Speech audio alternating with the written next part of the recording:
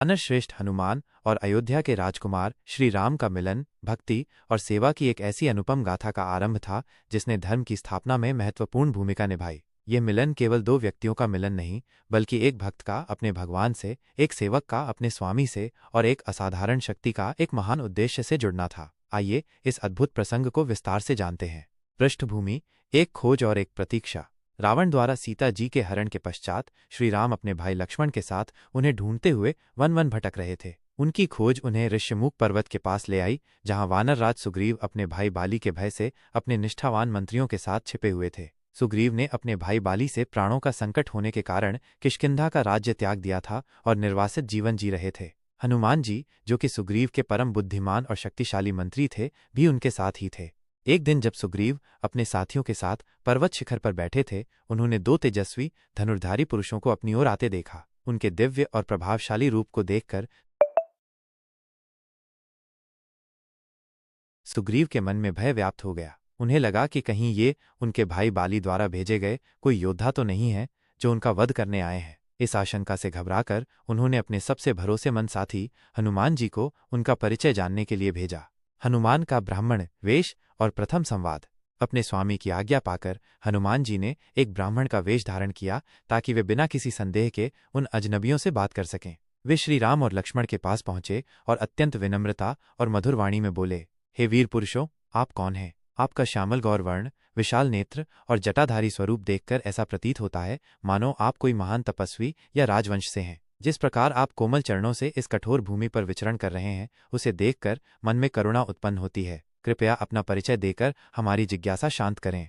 हनुमान जी के मुख से निकले संस्कृतनिष्ठ और परिमार्जित शब्द सुनकर श्री राम अत्यंत प्रभावित हुए। उन्होंने लक्ष्मण से कहा, हे लक्ष्मण, देखो, यह कोई साधारण ब्राह्मण नहीं है। जिस प्रकार इन्होंने वेदों के ज्ञान और व्याकरण के नियमों के अनुसार बोला है, उससे यह निश्चित है कि ये कोई महान विद्वान है। इनसे बात करके मेरा मन प्रसन्न हो गया है। श्री राम ने अपना और लक्ष्मण का परिचय दिया और बताया कि वे अयोध्या के राजा दशरथ के पुत्र हैं और अपनी पत्नी सीता की खोज में भटक रहे हैं, जिनका किसी राक्षस ने हरण कर लिया है। रहस्योद्घाटन और दिव्य मिलन। जैसे ही हनुमान जी ने राम का नाम सुना, उनके शरीर में रोमांच हो आया और वे अपने आराध्य को पहचान गए। उन्हें यह समझते देर न लगी कि जिनके वे दिन रात ध्यान करते थे, वे स्वयं उनके समक्ष खड़े हैं। हनुमान जी तुरंत अपने ब्राह्मण वेश को त्याग कर अपने वास्तविक वानर स्वरूप में आ गए और श्री राम के चरणों में गिर पड़े। उनकी आंखों से अविरल अश्रुधारा बहने लगी।